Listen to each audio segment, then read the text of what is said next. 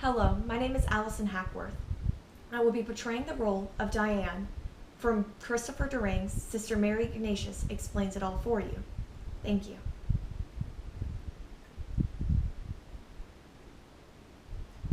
When I was 16, my mother got breast cancer, which spread.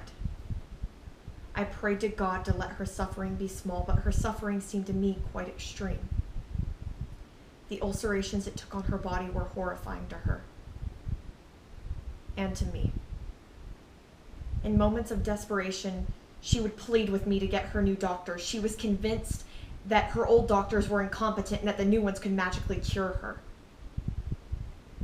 She would slip into semi-conscious states, which allowed her to wake up for several moments at a time, allowed her to feel pain and her fear for death, and then she finally fell into a coma. A nurse who I knew to be Catholic assured me that everything would be done to keep her alive. A dubious comfort.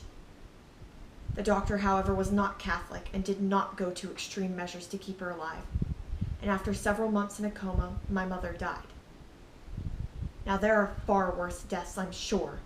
Plague, pestilence, famine, Christ on the cross, even, as Sister Mary Ignatius likes to say.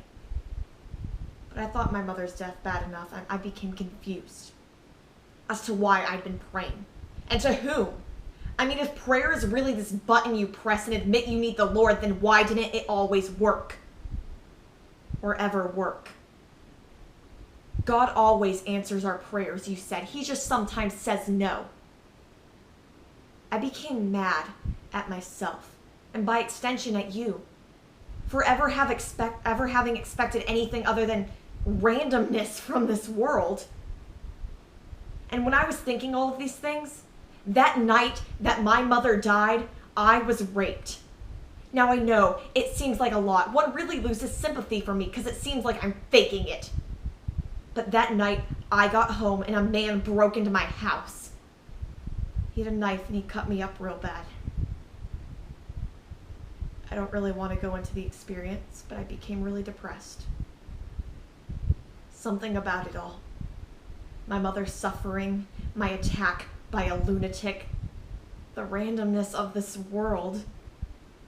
It just didn't make sense to me. And I tried to put blame on someone, on anything. And then I realized it was childish to try to point my finger at someone, to try to blame someone. I couldn't blame myself. I couldn't blame the world.